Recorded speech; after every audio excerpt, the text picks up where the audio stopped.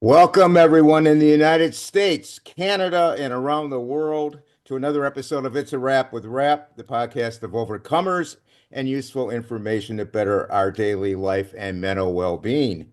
I am your host, Ron Rapaport. I would like to thank all of our listeners, our viewers on our YouTube channel, It's a Wrap with Rap, the podcast uncut, and our sponsors and supporters for making the podcast such a success. The podcast may also be accessed through our website, itsawrapwithrap.com, where you can find all the episodes, previews of future episodes, and unique products and services offered from our sponsors, as well as the podcast Book Nook, showcasing many of the books our guests have authored and can be purchased on Amazon. Excuse me. My guest today is John Graham. John has always been a curious person trying a new road, a different direction, another adventure, or maybe failure. As a result, he has gone from homelessness, being a door-to-door salesman, a children's home counselor, substitute school teacher, truck driver, fireman, building contractor, minister, journalist, to a business owner and published author. When he met his wife, Kathy, he was living in his truck until it was repossessed. Eventually, John hit his stride at age 53 when he started Good Samaritan Home, a nonprofit agency helping people restart their lives after prison. At age 61, he finished his doctorate, and at age 75, he published his debut novel titled Running as Fast as I Can, which was rejected 200 times, but now has garnered 25 awards, including the prestigious 2024 Story Trade Book Award for Debut Novel of the Year. He is here with us today to discuss his work mentoring low to moderate risk offenders coming out of correctional facilities and share his years of wisdom and experience on overcoming adversity in life. Welcome, John, to the podcast. A pleasure to have you on. My pleasure to be here, Ron. Thank you. In fact, this is the warmest conversation I've had in about 3 weeks here in Ohio. I know it's cold. I know it's cold everywhere.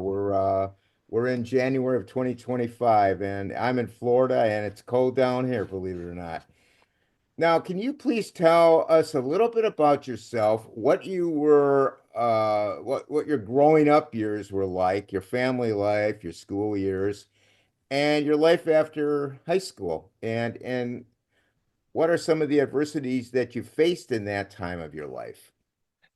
I think the best way to describe it is you have to think back to the 60s.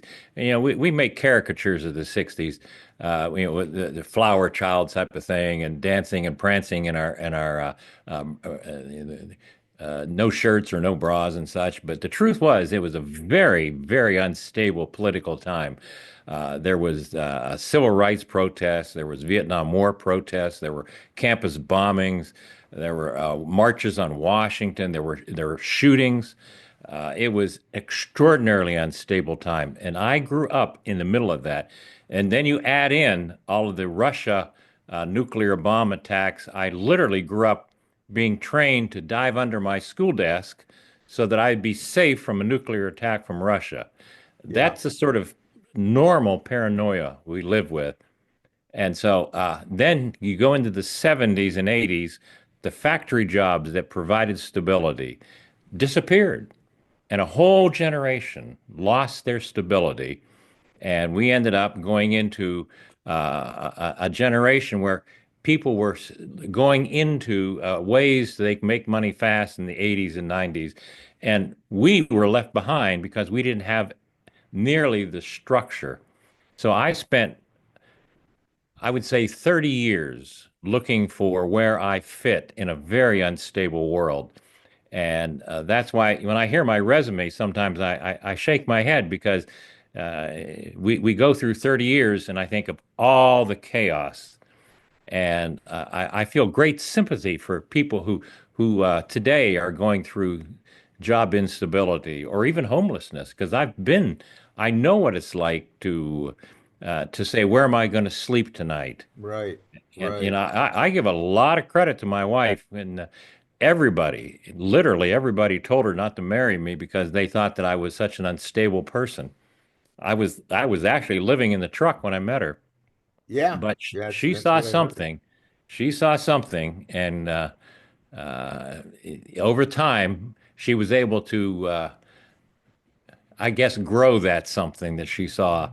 And it took a long time, but when I was 53, all of those mistakes that I were no longer mistakes, they were learning experiences.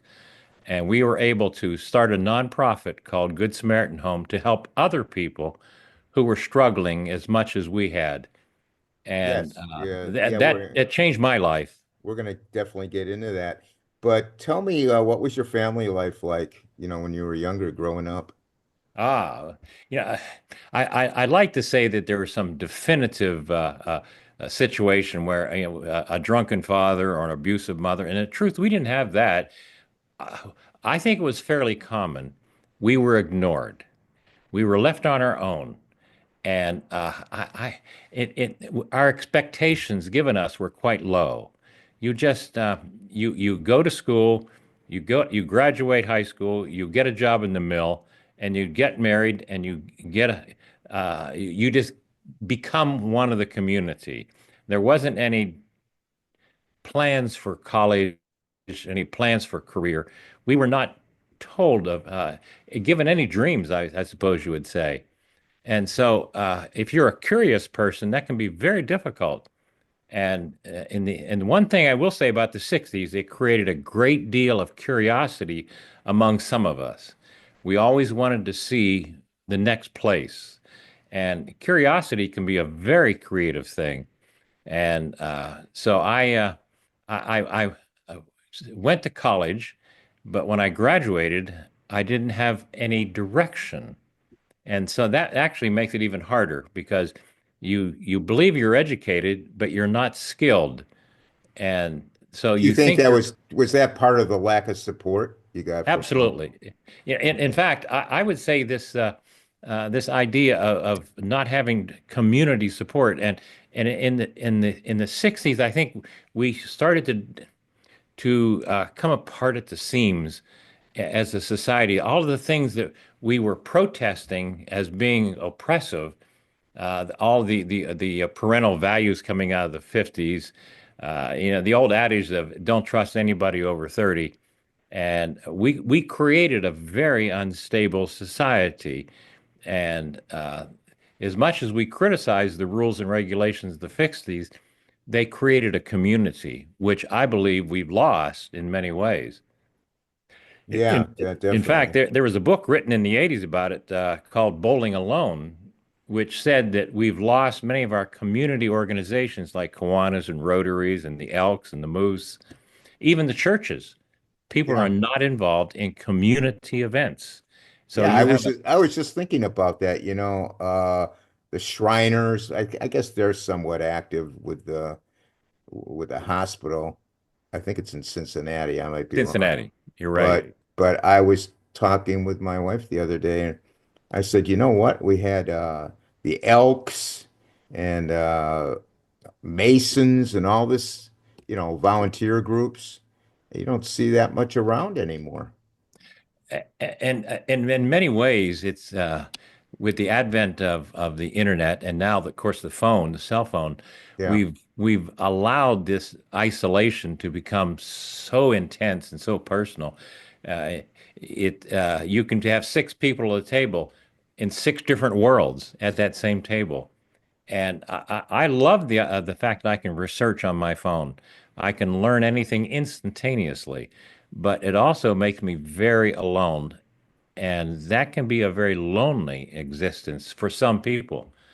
Yeah, And absolutely. You can go on an airplane if there's 400, 300 seats on that airplane.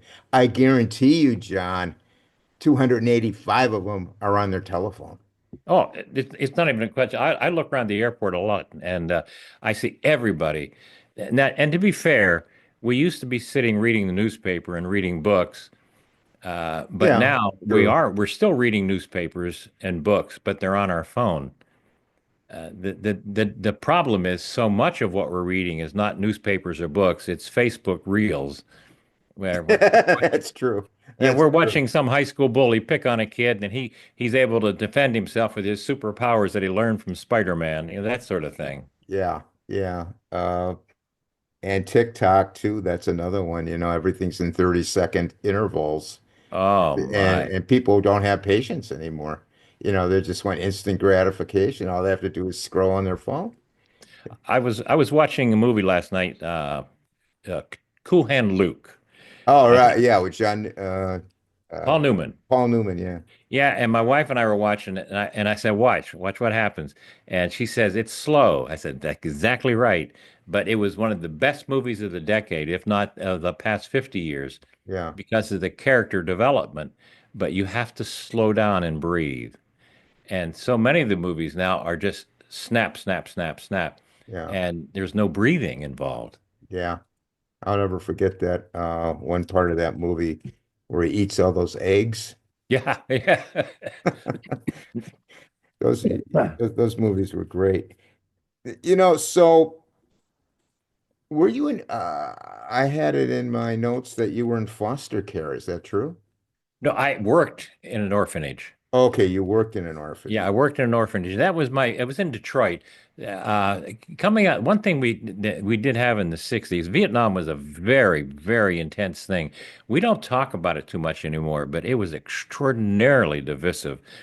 When soldiers came back from Vietnam, they were not recognized as heroes. They were even booed Yeah, for yeah, coming. They were called baby killers, and many of the soldiers who came back, they were so divided when they were over there because the politics had taken preeminence over the reality of the situation. We like to look at movies like Band of Brothers and see a very clear bad guy and a very clear good guy. But in Vietnam, it was also gray. And yeah, I remember I was at in 1970. It was the day of the Kent State shootings.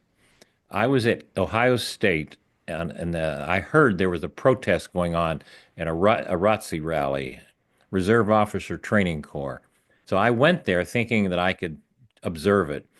And the National Guard came, surrounded the protesters. Word got out that Kent State had just had 4 students killed. And this was a very extremely traumatic time.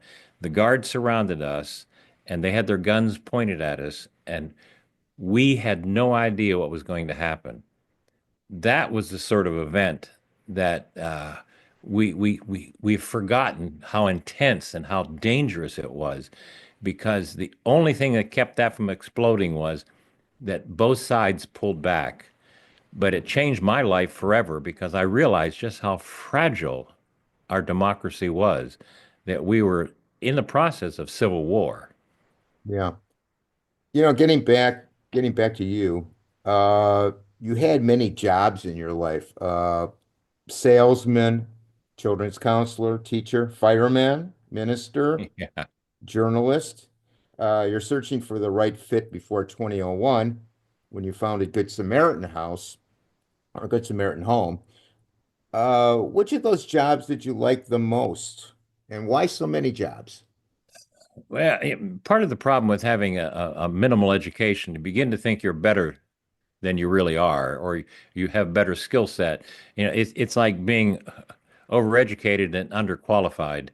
And but again, without community, without structure, every job you go into is unstable until you stay there long enough. And maybe the ideal one would have been the fireman because, in theory, you're the good guy.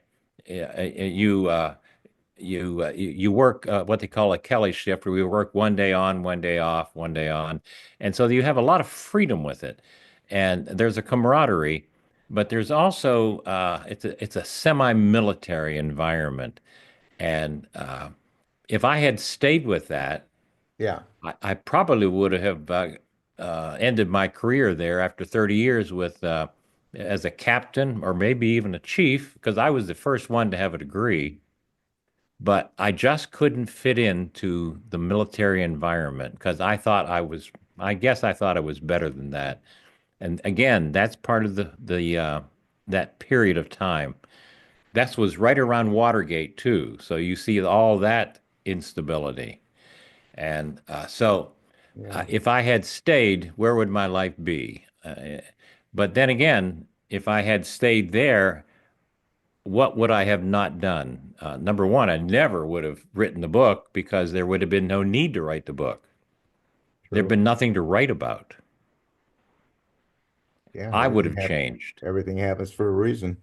Yeah, it's like when you have an accident and you break your leg. It sounds like a traumatic event, but when that leg heals, it's actually stronger. And so I believe that some of our mistakes and our wrong decisions, they can make us stronger if we can overcome them. So Absolutely. yeah, I don't Absolutely. regret leaving the fire department. I just regret that I created so much instability for my family as I traveled through these various careers.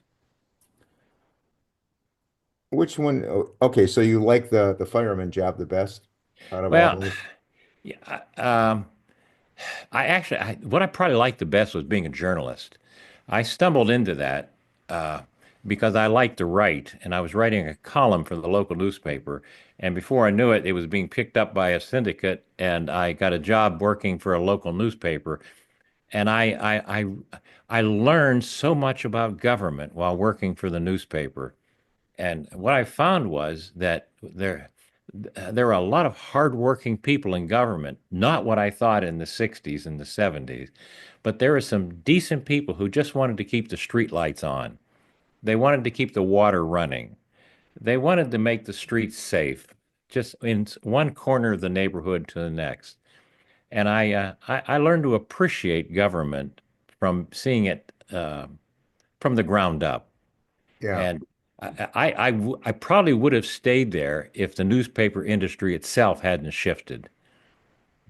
Yeah, it certainly did shift, that's for sure, especially with the advent of computers and all that. You But hardly, out of that came this probably the basis for my novel writing, and the novel writing just totally changed everything because it I had to get into a level of writing that was far beyond anything I had ever done before. So it was clearly the hardest job I ever did. I want to get into the Good Samaritan Home. What was the catalyst to start the Good Samaritan Home, and how did you get connected to the Department of Corrections? Yeah.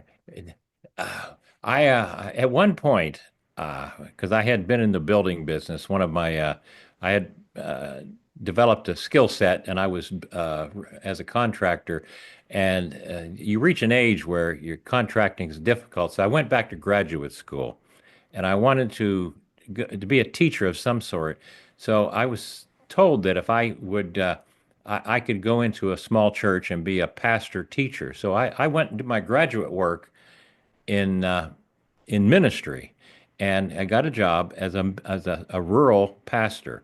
But what I found was pastoring as uh, is not as specific as you might think. It's not necessarily the calm teaching experience where you gather around and have these comfortable chats over coffee with all these kind neighbors. A lot of it's politics. Yeah. And you're voted in and voted out. And I found that because of my experiences, I was very sensitive to homeless people in our community. So I tried to work to find ways to help them, but that wasn't as politically acceptable to some people in the church. So I ended up losing that job, being voted out of the church as a pastor. So what I did Because was you were trying to help people. yes, in a nutshell. And also the truth was that I probably wasn't that good as a minister.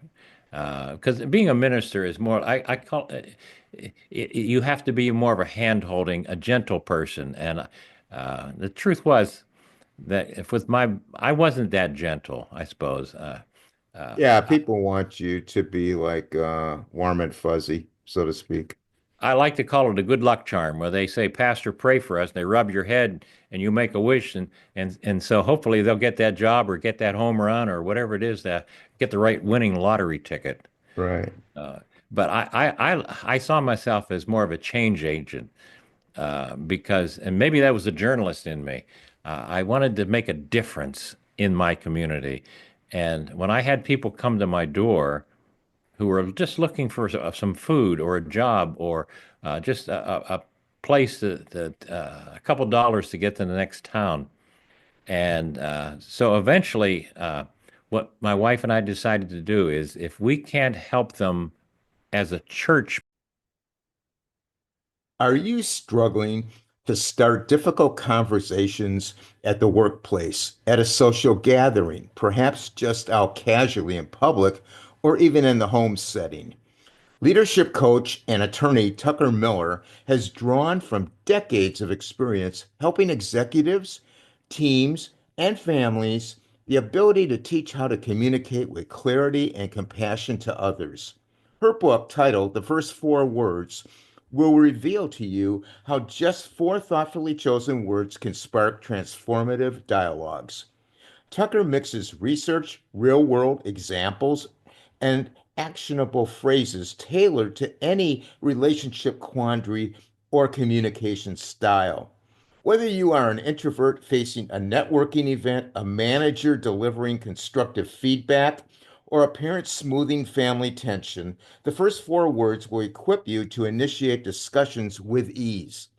Reading the book, you will learn the common excuses we use to shy away from crucial conversations and how to get out of your own way. Discover the four essential talks leaders must have with their teams, dissect the behaviors that build trust, access four-word prompts to reach consensus amidst conflict. Learn how to offer encouragement, navigate gatherings, respond to grief, and much more. Brimming with empathy, wisdom, and a dash of humor, the first four words makes communication accessible. Tucker Miller stresses that brevity and courage are the keys to understanding. The book will empower you to transform the conversations you avoid into opportunities to solve problems, deepen relationships, and create the life you want.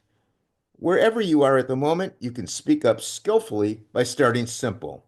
The book is not just a book, it is a roadmap for those who understand that the key to success lies in the subtle nuances of conversation. For all those eager to elevate their communication game and make a lasting impact both professionally and personally, prepare to be inspired, enlightened, and equipped with the tools to unlock the true potential of your words. The book, The First Four Words, is available in paperback and Kindle format from Amazon. Pastor, maybe we can do it on our own. So we bought an old house in town and said, we're going to use this as a homeless shelter. And we started fixing it up and offering our house as a homeless shelter. And it took several years. Did you live in the house as well? Yes, and I would not recommend that because this was all we could afford to do. Because what we had to do eventually for our safety was we got another house across the street and fixed it up. So by doing that, we had some separation because Yeah. we had scraped together enough we were able to do that, and we had what we call sweat equity. We could do the work ourselves. But what happened was the Department of Correction heard about our shelter and asked us if we would take in somebody coming from prison because he was low risk, but he simply needed a safe place to stay temporarily. And they said they would help us with our funding for that. And the idea is that it's safer if somebody can do rehabilitation in the community after their sentence is completed, because housing is has been shown to be a critical element in rehabilitation. So So we started it's hard for them to find a place to live. like they can't, here imagine this: you've been locked up for 5 years or 10 years in Yeah. a closet, Right. and they release you with gate money, and they say go get a job. But what do you do? Yeah. Where do you go? Yeah. And so what we determined to do was maybe we can help somebody get a job or help them find their own place. And we did that one person at a time, and that grew to two people, then four people. And the need was so great that we're able to start growing more houses because it's actually cheaper to house somebody in the community after their sentence is completed because it costs $109 a day to house somebody in prison.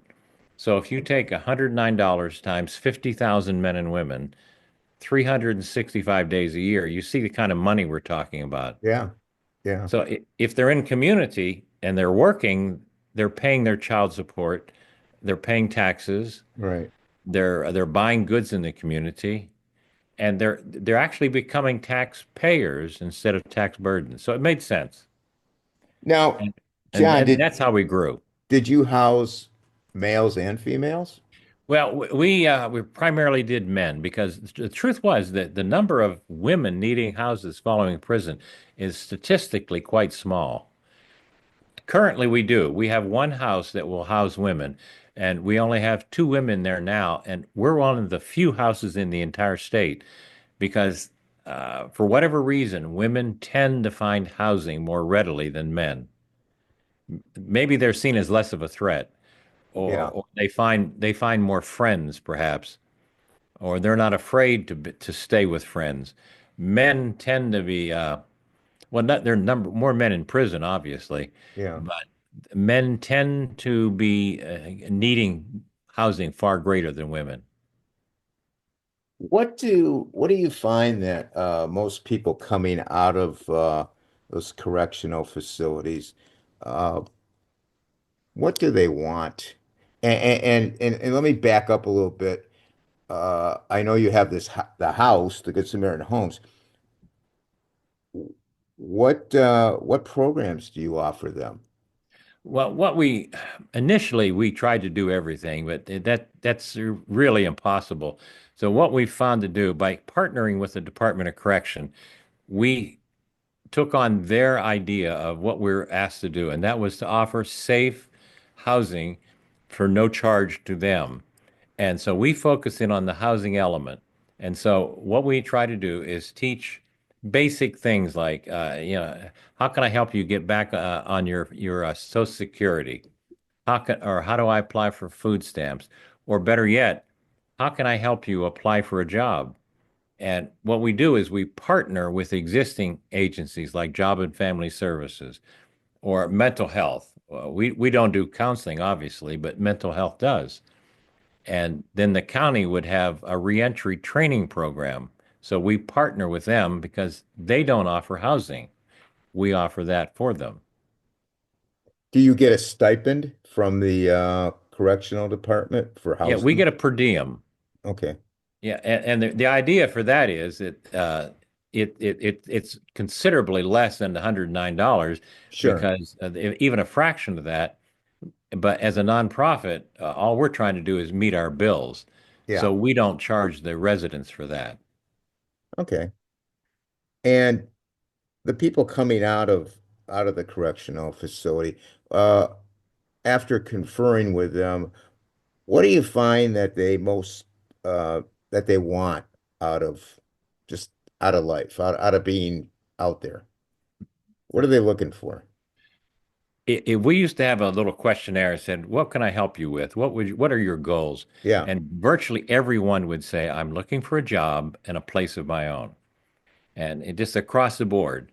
And the trouble is, if you were to say to somebody, "What are you doing to get a job?" They'll say, "Well, I've been looking online, or I've been asking my friends," but they haven't the foggiest how to apply for a job, and they just don't even know that on an application, how do I fill this out? And we have some people that don't read or write well, if at all, Yeah. so they don't know. And that's why some of what the job training that the county does with us is simply how to present yourself for a job interview.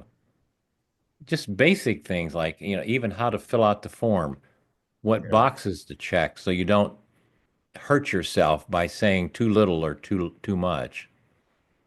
Okay. So most of these people are low risk offenders. I mean, you're not getting hardened criminals that are in there for armed robbery or rape or something like that.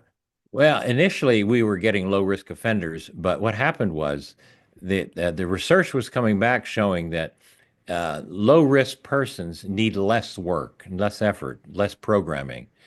It's the ones who are, when we say high risk, we're not necessarily talking about their offense. For example, a man who spent 30 years in prison for murder. Yeah. He may not be a risk at all because he's now 56 years old and he's so far removed from that event that he's not all he needs is a safe place to land. Okay. Now, somebody who might be higher risk would be the 20-year-old kid who's been in juvenile prison and he's got three adult raps coming right after 18, and he has a much higher risk score because his pattern is much greater. And then you factor in drugs. So for us, what I don't look at the offense, I look at his criminogenic pattern. And the truth is, a murder conviction doesn't bother me in the least. But I look for somebody who's seems to be willing to start over. Okay. Now, at age 61, you complete your doctorate. Tell us about that process and what was that doctorate in again? It was in applied theology because what I found was that there was it was like Mahatma Gandhi said once that he had great respect for the Jesus in the Bible, but he had a hard time with the Christians practicing that Jesus. So so what I did was I said, what are the real teachings that are in the Bible that apply to what we're doing? And what it came down to was that there everything about the church was in the street with the outcast persons, and that's what my research was. It was in what we would call mentoring, but it was in looking at the historic response and the teachings of the church on how to deal with the needs in the street. And it taught me that the primary focus of the church historically has always been with outcast people. And that's why the church went from just an outcast band of people in a hiding in an upper room to today the dominant religion in the entire world. It wasn't because of our numbers or our armies, it was because of our acts of kindness. The It's a Wrap with Rap podcast is so fortunate to have Australian author, artist, illustrator, happiness coach, and international speaker Andrew Matthews as a sponsor and supporter. Andrew's books, including Being Happy, Follow Your Heart, and Bouncing Back, have sold over 8 million copies in 48 languages in 70 countries. Happiness and success are made clear and simple in his writings. Andrew first gained international recognition when world champion golfer Nick Faldo told the world's press that Andrew's book, Being Happy, had helped him win the British Open, and more sporting champions began to read and recommend Andrew's books. Andrew has devoted his life and 12 books to the subject of happiness and has addressed over 1,000 corporations on 5 continents on attitude, enjoying work, and resilience.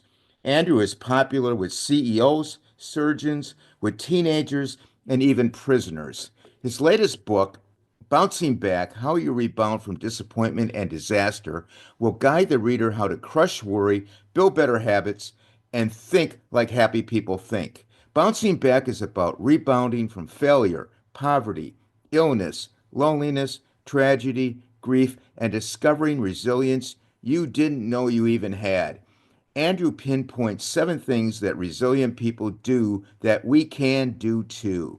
Andrew shares 60 inspiring stories of people who were broke, shattered, defeated, and got back up to persevere. The book is lavishly illustrated with 90 of Andrew's much loved cartoons. The book Bouncing Back: How You Rebound from Disappointment and Disaster is available from Amazon in paperback, Kindle, and audiobook formats. Information on the book will be listed in the podcast notes. Now, to be candid, we don't see that much today. So I like to think that our role now, as an example of that kindness, is even more critical than it was in the past. What techniques have you found to help people overcome their adversities? Because I know you must be working with a lot of people with a lot of adversity. I've been through a lot of adversities. Yeah. Initially I tried to look for some sort of some sort of program or some way I could direct people. I tried to give them an answer of how to overcome their issues and get their life back in order. But after 25 years, I've concluded that what people really want is for somebody to hear them. And I've learned that the less I say and the more I listen, the more they seem to hear me. So I might spend my time saying, "Tell me about your family," or "Tell me about where you grew up," or "Tell me about your kids." And when somebody is able to talk, suddenly it's like the floodgates opened, and they share so much. And what I found again and again is so many of our people have come from dysfunctional homes that they just didn't know which way to go. And so they made so many bad decisions based on their lack of structure. Yeah. It doesn't make what they did right or any less of a crime, but what it means is I understand. And so how can we build back? How can we overcome that? And So they want listening seems to to be the way. they want to be heard. I'm sorry? They want to be heard. They want That's somebody right. to listen to them. It's funny. I once heard that when I was a door-to-door salesman a long time ago, my sales manager said the most beautiful word that anybody can ever hear is their own name. And that lesson still applies because when I get somebody's name and I listen to them and I talk to them and just hear them, that's really all. That's all people want. They just want to know that somebody heard them. Yeah, very well put. So, so far, how many people has your organization mentored, and has it reduced the recidivism rate at all? We've grown. The need is so intense, and the emphasis now is on community reentry. In the 80s, there was a lot of emphasis on lock them up, but we found that these long sentences for seemingly minor crimes were not working. So they've shifted back to community reentry like ours, safe housing where you can be involved and invested in the community. And so now we've grown from our one first house to now we have 19 houses in three different counties. Wow. And in the past 25 years, we've helped almost 2,500 men and women restart their lives. So the question is, have we reduced the recidivism rate? Uh, I absolutely, not even a question, but I can't give you hard data on that because we don't track it as such. Because normally you have to track 3 years. If somebody stays out of prison for 3 years, that's considered a lowered recidivism rate. But I do know that in Ohio, we've moved from 50% statewide to 30% statewide. So overall, the program that we're part of is working. That's good to hear. Absolutely. That's good to hear. John, tell us about one or two of your success stories that stand out in all these years you've been doing it. Probably the one that can look to first and foremost is Jimmy. Uh, Jimmy was schizophrenic, and so and that's not uncommon with many of the people we deal with, mental health issues. But with Jimmy, he was 67 years old when he came to us. They found him in his car. It had run out of gas, and he was in the middle of winter, and he was nearly frozen to death. Wow. And so they brought him to our house temporarily, and he stayed with us for a week, 2 weeks, 3 weeks. We got him onto his medication because he was a veteran, so we got him connected with the VA, and he was able to get his medicine to stabilize his schizophrenia. But he stayed with us for 14 years, and what we found was with Jimmy that he came from such a dysfunctional background, plus his mental illness, that he said this was the only stable home he ever had. Wow. And he eventually he died when he was 81 years old in one of our houses. And I felt like he was like a beggar at the door in the Bible, where the rich man would walk by him, and then God would condemn the rich man for not helping. But Jimmy We didn't walk by him. We helped him, and I felt we made a difference in his life. And that's That just must, one example. that must have been so awesome for you to do that, to see him progress and have a stable life. Well, it was one of those ones I keep a picture of Jimmy nearby because I just have to remind myself that he was so difficult to deal with that even the mental health office wouldn't let him come in. So that's how unstable he could have been. But when he was with us, he was never a problem because he could we required that he stay on his medication. And he probably felt the love you had too, that you were exuding. Yeah, he and my wife used to get into they'd always go cross purposes and he would give her a hard time and she'd give him a hard time and he would smile and say, "I know you love me." Exactly. Uh, what are your thoughts on the support systems, especially for men who tend to hold things inside of them? Oh, that's a good question. You know, there's just a lot of testosterone running around, and that's why it's much more difficult with the younger guys because they're still trying to prove that they're tougher than the next guy. We like to say he's got another bit in him or another sentence in him, uh, and that's why when I get somebody who's been down the road, they've done some hard time. They don't have to prove anything anymore. Uh, it makes it so much easier. Like Jimmy, somebody you could work with. It's never the offense. It's are they willing to change? Are they willing to try? Yeah. And if they're willing, that's really so. I would say age has a lot to do with it. Okay.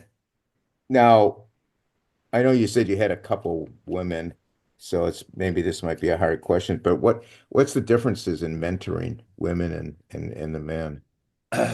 Well, yeah, what women say always, invariably, let's say, I just want to get my kids back. And they mean it, not even a question. Yeah. But what they have to do to get their kids back is they have to present some stability to the court. And that means you have to have a job and you have to be clean and you have to have stable housing. And I have found one of the reasons we don't have many women is that they're very quick to grab unstable housing. And that makes their problem even worse because they go back to the same patterns. Yeah. So, and not being a psychologist, I can't get into the details of it, but I would say that women's needs are uh, far deeper, far more complex than a man's needs are. Okay. For people out there listening to this, what should people look for in seeking professional help? What do you think? What should they look I've grown to really appreciate the resources we have in the local mental health offices. The downside is it can be so overwhelming that it's very difficult to go through the waiting period. It's like a free clinic. You get exactly what you pay for sometimes. Yeah. But this comes back to where having a mentor or having a pastor or having a even a friend, somebody you can talk with. Sometimes the best counselor is again coming back to somebody who listens to you. What Okay. I did when I was going through college and afterward, when I was going through my unstable times, I used to write in my journal. And the truth was that a journal is probably the best therapy you can ever get because you're getting all this emotion out. So I would recommend to everybody just write yourself a letter. If you can't, I'm not saying don't go to a counselor. I'm saying don't wait to go to a counselor. Write your letter, write your journal notes, and still go to your counselor. Yeah, I've heard so many good things about journaling. You just see it everywhere when you talk about these subjects, how much it's helped people. They really do. Well, I've been doing it for 40 years.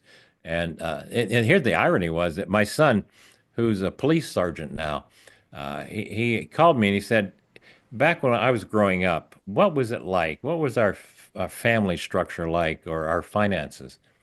And so I pulled out my journal notes and I gave him copies because I had it.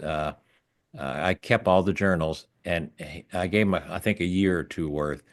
And he said, I didn't realize how much we struggled at that time. So it gave him perspective and made him realize that what he's going through as an adult is far different than what he I went through when I was his age. We're going to get into the book in a second, but did the journaling help you write your book at all, or are all those journal notes going to be used for another book, perhaps? Well, the book is not an autobiography, but the fact of writing thoughts, it's not where you say, "Dear Diary, today I visited Disneyland," that sort of thing. Yeah. But it was just feelings of a young Yeah. man growing up, and so the idea of getting your feelings out, I think, is critical for a writer. Um, and I have enough Quaker influence that taught me that the necessity of introspection, the idea of looking within and putting those inward thoughts outward on paper, is just a good discipline. Okay. And it definitely helped start my creative juices. Now let's discuss your debut book, Running as Fast as I Can. Uh, what year did it come out? And tell us about the book and the struggle you had to get it published.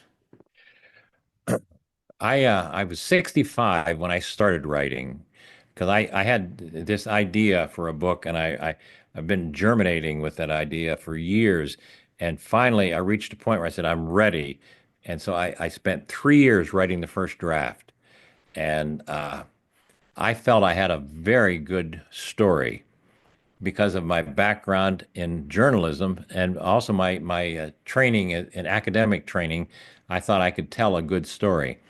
But, but so I started to market it to agents and publishers, and it got rejected and rejected again and again. And I would come back and rewrite it again. Finally, I hired an editor, and he looked at it and said that you've written what he felt to be a journalist's story. He gave me facts and figures, but I feel nothing, no emotion in your story. So for 2 years, we worked on that, and we tried to bring emotion. We tried to bring feelings into it. And that's where the journal notes came in. All those feelings in the journal notes. How do I put those into my character, Daniel Robinson? And we ended up with what I feel to be a very emotional story of a young boy who grew up in a dysfunctional, broken home. And then he was abused by his pastor, and he spent 10 years wandering the country through the turbulent 1960s. I call it a Forrest Gump story. And he's looking to create a new family through all the what he calls the misfits in the 60s and 70s that he met, from San Francisco all the way down to Detroit with the riots, and all the people who were like himself. And eventually he does find this, and he tries to create a new family with another misfit named Kate, who was coming from her own broken family. So it's a love story on one level, but it's also a coming of age story. But the whole concept is that Daniel needed a lot of do-overs because he made a lot of mistakes. And that's where I think readers are identifying with it, because one of the catchphrases in the book is that life is written in pencil. We get a lot of second chances. Yeah, for And that sure. to me is a very optimistic message in an age right now where we don't hear much optimism. I might add for our audience that it took John 7 years to write it, and he, if I'm not correct, let me know, 200 rejections. 200. Yeah. It got to the point where I expected rejections. But here's the best part, Ron. Once we got it published through Don Quixote Press, which is an outlier publisher who deals in exactly people like me, people who want to just have their voice heard. Once we got it published, we started getting reviews back, and critics were writing back, reviewers were writing back, and it's garnered now. When I originally talked to you, it was 26 awards, but it's actually up to 30 now. Wow. So it's been very well received, and it sold thousands, literally thousands of copies. And they've all the readers have said the same thing. I felt Daniel's story. I went on the journey with Daniel. I traveled with him. So I think that to me was made it all worthwhile. Absolutely. Absolutely. What do you hope people take away from reading the book? I think the key, if you're looking for money in publishing, I don't believe it's there. John Grisham may make money, Kristen Hanna may make money, but you and I, you can write a Pulitzer-winning novel, but realistically, if you're writing for money, I would suggest you go out and get a day job. Yeah, for sure. But if you want to tell a story, just tell the story. Just let your heart out. And maybe if you tell a good story, people will talk about it. And if they talk about it, if your issues are substantive, then I believe you're successful. And the issues we talked about in the book was homelessness, sexual abuse. We talked about dysfunction in the family. We talked about loneliness. We talked about love lost, love found, the drug addictions. All those issues we're wrestling with today. And if I can get people to talk about those issues, then I believe that my book was well worth the effort. Well, let's hope they do. Now, for those, John, that are listening to this, they're struggling out there. Can you please speak to them about your thoughts of what they can do to better their situation based on all the adversities you overcame? What can you tell these people? One thing I've had to do in this publishing effort is to learn Facebook and learn TikTok and learn all the social media. And what I'm finding is that I see my 76 years of gray hair here. You know, I'm an anachronism on Facebook because all the young bodies out there, they have to be 19, 20 years old, with a rippled body. They have to look Hollywood perfect. You come out of high school, you go directly into Harvard, you go directly into this multi-million-dollar corporation, and you're a hero by 25. But life's not that way. So if I can tell anybody anything, I would say that life is not a sprint. You will not succeed coming out of the gate. You will fall down. You will fall down twice or three times, but just get up again because it is a marathon. And my life is a perfect example of that. I've fallen dozens of times. And now at the end of my life, I'm just beginning to see my best years. And I hope that I can squeeze in another 20 years because I have so much that I want to do right now. Well, I hope you can too. I definitely do. Yeah, And don't I quit can trying. I can relate to what you're talking about. You know, we're similar ages, and we come from, I grew up in the 60s, 70s, just like you. So what you were saying is perfectly true, you know. That's the way it was, and every generation is going to have the same, different things that are going to happen, but it's going to be adversities. But the main thing is don't give up. You have to get back on the horse That's and right. ride. And I always tell people, you got two choices. You can give up and go down a rabbit hole, and it's not going to end well, or you get back up and keep pushing. I used to say to myself, after I had some failure or rejection, I would say, well, I've been thrown out of better bars than this one. And Exactly. you just get up and keep moving. Yeah. Yeah. Don't quit trying because once you quit, it's over. Yeah. So never quit. Yeah, this comes back to our discussion about Cool Hand Luke. He never quit. Even when he was defeated, he kept throwing one more feeble, death-defying punch, even though he knew wouldn't do any good. But nobody could stop him from trying. Yeah. Exactly. And whoever hasn't seen that movie, Cool Hand Luke, with Paul Newman, I'm sure it's on the internet out there. Get a copy or uh, tune into it and check it out. It's well worth it. John, how can people contact you? They want to get a hold of you. How can they contact you? Easiest way, and just go to my website, johndavidgraham.com, and that will link to the Amazon page. It'll link to Good Samaritan Home. It'll link to my Substack page, my Facebook pages, but most important, it'll link to a contact. And if you have a question, just send me a quick email through Okay. my webpage. I'd be glad to answer your questions. Okay, great. I want to thank you, John, so much for spending time with us. I want to wish you good luck and good fortune as you continue to help people rebuild their lives and to become the best versions of themselves. It was an honor to have you on here. Wish you the best. And I think what you're doing with Good Samaritan is just great. And I hope you continue to keep doing it and blossom and have many more structures go up. Well, the good news is we've got 10 staff now, so it'll outlive me. And yeah, it's not just my little hobby. It's become a work unto itself. And that to me, my goal is when I die, maybe 1,000 of the people we've helped will come by and say goodbye to me at my funeral. I'm sure that it happened. I don't want to even talk about that because I want to see you around here. I want to have you back on the podcast because I think you're going to come back with some new stuff in the next 20 years. I'm working on a couple sequels right now, so we'll see what happens with that. Okay, I wish you the best. Comments and suggestions for the podcast, you can email me at it's a wrap with rap at gmail.com.